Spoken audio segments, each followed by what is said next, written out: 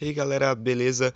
Bom, só passei aqui antes de começar o vídeo para avisar que algumas pronúncias, né, de nomes ou talvez cidades ali que eu falei, talvez possam estar erradas, eu não sei ainda. Eu não sei se falei direito. E também eu queria avisar que eu peguei um caso que realmente aconteceu de verdade e que ninguém no YouTube ainda fez sobre esse caso, porque não é um caso muito conhecido. Aconteceu há bastante tempo atrás. Então é isso, só queria avisar isso, fique com o vídeo. O Homem do Machado de Nova Orleans, em inglês Ashemin, foi um famoso assassino em série norte-americano não identificado. Ele atuou em Nova Orleans, na cidade de Louisiana e os arredores por lá, de maio de 1918 a outubro de 1919. E há outros casos que dizem que ele atuou entre os anos de 1910 a 1911, mas ele ganhou fama de assassino de verdade realmente em março de 1918, quando fez as suas primeiras vítimas. No total, ele matou 12 pessoas nessa cidade. Entre elas estão Joseph Maggio, Catherine Maggio, Louis Besumer, Harry Lowe, Annie Scheider, Joseph Romano, Charles Contimiglia, Rose Contimiglia, Mary Contimiglia, Steve Boca, Sarah Lauman e Mike Pepitone.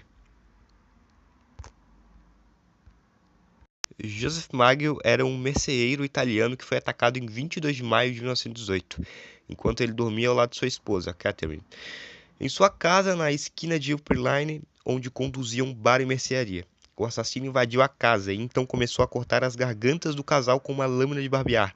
Ao sair, bateu a cabeça com um machado, talvez para esconder a verdadeira causa da morte. Joseph sobreviveu ao ataque, mas morreu minutos depois de ser descoberto por seus irmãos Jake e Andrew Maggio. Catherine morreu antes da chegada dos irmãos, com a garganta cortada tão profundamente que a cabeça dela estava quase cortada de seus ombros. No apartamento, agentes da lei encontraram as roupas sangrentas do assassino, a navalha sangrenta que teria sido usada para conduzir os assassinatos. Foi encontrado no gramado de uma propriedade vizinha. Louis Besumer e sua amante Harriet Lowry foram atacados nas primeiras horas da manhã de 27 de junho de 1918, nos aposentos na parte de trás de sua mercearia. Bessemer foi atingido com uma machadada acima de sua têmpora direita, o que resultou em uma possível fratura no crânio. Já Anna Scheider foi atacada no início da noite de 5 de agosto de 1918. A jovem de 28 anos encontrou uma figura escura em pé sobre ela e foi golpeada repetidamente no rosto. Seu couro cabeludo havia sido cortado e seu rosto estava completamente coberto de sangue. Schneider foi encontrado depois da meia-noite por seu namorado, Ed Schneider, que tinha retornado do trabalho. Schneider afirmou que ela não se lembrava do ataque e deu à luz a uma menina saudável 2 dias depois do acidente. Seu marido disse à polícia que nada foi roubado da casa, além de $6 ou $7 que haviam em sua carteira. As janelas e portas do apartamento pareceram não ter sido forçadas a abrir. Joseph Romano era um homem idoso que vivia com suas duas sobrinhas, Pauline e Mary Bruno. Em 10 de agosto de 1918, Pauline e Mary acordaram ao som de uma comoção no cômodo, próximo de onde seu tio residia. Ao entrarem na sala, as irmãs descobriram que seu tio havia sofrido um sério golpe na cabeça, o que resultou em 2 cortes abertos. O assaltante estava fugindo da cena quando chegaram, porém as jovens foram capazes de distinguir que ele era um homem de pele escura, acima do peso, que usava um terno escuro e chapéu de cowboy. Romano, embora gravemente ferido, foi capaz de caminhar para a ambulância, mas apesar disso morreu dias mais tarde devido a um grave traumatismo craniano. A casa havia sido arrombada, mas nenhum item foi roubado. As autoridades encontraram um machado coberto de sangue no quintal. Charles Contimiglia era um imigrante que vivia com sua esposa, Rose, e sua filha Mary. Na noite de 10 de março de 1919, ouviram-se gritos vindo da residência Contimiglia. O comerciante Orlando Giordano correu pela rua para investigar. Em sua chegada, Giordano notou que Charlie, junto a sua esposa Rose e sua filha Mary, tinham sido atacados pelos intrusos desconhecidos. Rose estava parada na entrada com uma séria ferida na cabeça, segurando sua filha falecida no seu colo. Charles pousou no chão, sangrando profundamente. O casal foi levado às pressas para o hospital, onde descobriu-se que ambos haviam sofrido fraturas no crânio. Nada foi roubado da casa, porém um painel na porta dos fundos da casa havia sido cinzelado. Um machado coberto de sangue foi encontrado de novo na varanda dos fundos da casa. Steve Boca era um açougueiro que foi atacado em seu quarto, enquanto dormia no dia 10 de agosto de 1919. Steve acordou durante a noite com uma figura escura que se aproximava sobre sua cama.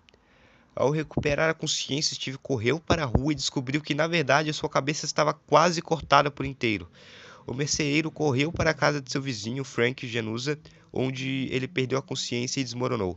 Nada tinha sido tirado de casa, mas, mais uma vez, um painel na porta dos fundos havia sido cinzelado. Steve se recuperou de seus ferimentos, mas não conseguiu se lembrar de nenhum detalhe do trauma. Sarah Lauman foi atacada na noite de 3 de setembro de 1919. Seus vizinhos fizeram verificar a jovem. O assassino invadiu a casa quando Lauman não respondeu. Eles descobriram um homem de 19 anos deitado inconsciente em sua cama, sofrendo uma grave lesão na cabeça e faltando vários dentes. O intruso tinha entrado no apartamento através de uma janela e atacou a mulher com um objeto contundente. Um machado sangrento foi descoberto de novo, só que no gramado da frente do edifício. Lauman se recuperou de seus ferimentos, mas não conseguiu se lembrar dos detalhes do ataque. E por fim, a última vítima do homem de machado de Nova Orleans, Mike Pepitone, foi atacado na noite de 27 de outubro de 1919. Sua esposa foi acordada por um barulho e chegou à porta de seu quarto, que avistou o assassino fugindo de sua casa. Posteriormente, contou à polícia que não conseguiu identificá-lo. Mike Pepitone havia sido atingido na cabeça e estava coberto em seu próprio sangue que cobriu parte da sala, incluindo uma pintura da Virgem Maria. O assassinato de Pepitone foi o último dos supostos ataques do homem do machado.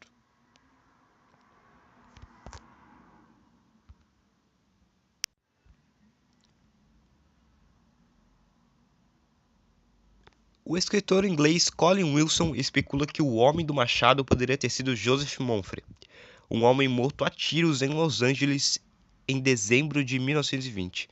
E o mais engraçado disso é que quem matou ele a tiros foi a esposa de Mike Pepitone, a última vítima conhecida do Ashman, ou o Homem do Machado.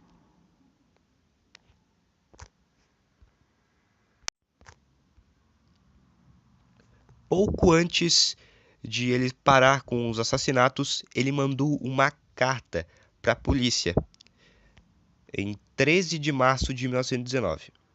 Na carta está escrito assim: Inferno, 13 de março de 1919. Estimado mortal. Eles nunca me pegarão e nunca irão. Eles nunca me virão. Porque eu sou invisível, como o éter que envolve sua terra. Eu não sou um ser humano, mas um espírito e um demônio do inferno mais quente. Eu sou a que vocês, Orleanos, e sua polícia tola chamam de Ashman. Quando eu achar melhor, eu virei e reivindicarei outras vítimas. Só eu sei quem serão. Não deixarei senão o meu machado sangrento, cheio de sangue e cérebros do que eu o enviei abaixo para me fazer companhia. Se eu quiser, podia dizer à polícia para ter cuidado para não me irritar. Claro, eu sou um espírito razoável. Não me ofendo com o modo como conduzem as suas investigações do passado. De fato, eles foram tão estúpidos que não só me divertiram, mas a sua majestade satânica, Francis Joseph. Mas diga-lhes que tenham cuidado, que eles não tentem descobrir o que sou, pois é melhor que nunca nasceram do incorrer na ira do Ashman. Não creio que haja necessidade de tal advertência, pois tenho a certeza de que a polícia sempre se esquivará de mim, como no passado. Eles são sábios e sabem como se manter longe de todos os danos. Sem dúvida vocês, Orleanos, pensam em mim como um assassino horrível, o que eu sou. Mas eu poderia ser muito pior se eu quisesse. Se eu quisesse, poderia fazer uma visita à sua cidade todas as noites. À vontade, eu poderia matar milhares de seus melhores cidadãos, pois eu estou em estreita relação com o Anjo da Morte. Agora, para ser exato, às 12h15, na próxima terça-feira à noite, eu vou passar sobre Nova Orleans. Em minha misericórdia infinita, vou fazer uma pequena proposta aqui para vocês. Eu gosto muito da música de jazz. Eu juro para todos os demônios das regiões inferiores que cada pessoa será poupada em cuja casa uma banda de jazz está em pleno andamento no momento em que acabei de mencionar. Se todo mundo tem uma banda de jazz indo bem, então melhor para você. Uma coisa é certa, é que alguns de seus povos que não estiverem escutando jazz na noite de terça-feira conhecerão o machado. Como estou com frio e desejo o calor do meu tártaro nativo, é hora de deixar sua casa terrena. Vou parar o meu discurso, esperando que você publique isso, para que possa ir bem com você. Eu fui, sou e serei o pior espírito que jamais existiu. De fato, seja em realidade. Ashman.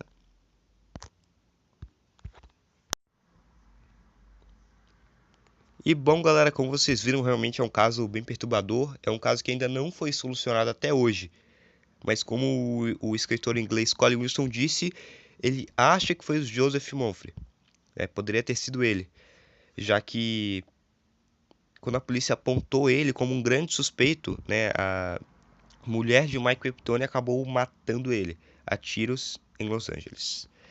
Bom, eu acho que não teve muito o que a polícia fazer nesse caso, né, porque realmente ele agia muito bem, ele provavelmente tinha um QI muito alto e era muito inteligente. E como ele mesmo falava, ele não era uma pessoa, era um espírito. E se isso realmente for verdade, não tinha o que a polícia fazer, né? E esse caso aconteceu há muito tempo, então por isso não tem tantas informações assim. Ele matou 12 pessoas e feriu mais de 20 delas. Obviamente, hoje em dia, mesmo se não fosse o Joseph, né, o assassino, obviamente hoje em dia ele está morto, se ele for uma pessoa. Ou seja, mesmo ele cometendo todos esses assassinatos, ele viveu uma vida tranquila com isso em mente. Não tem como muito criticar a polícia nisso, porque realmente foi muito complicado, foi muito difícil esse caso, porque ele agia de uma forma incrível, ele fazia as coisas de uma forma muito inteligente para não ser pego. Naquela época também a polícia e a tecnologia para descobrir digital, essas coisas não era lá essas coisas, né? Mas no mais é isso, galera. Espero que vocês tenham gostado do vídeo, gostado da história. Deixem nos comentários mais histórias que vocês querem. Então é isso e fui.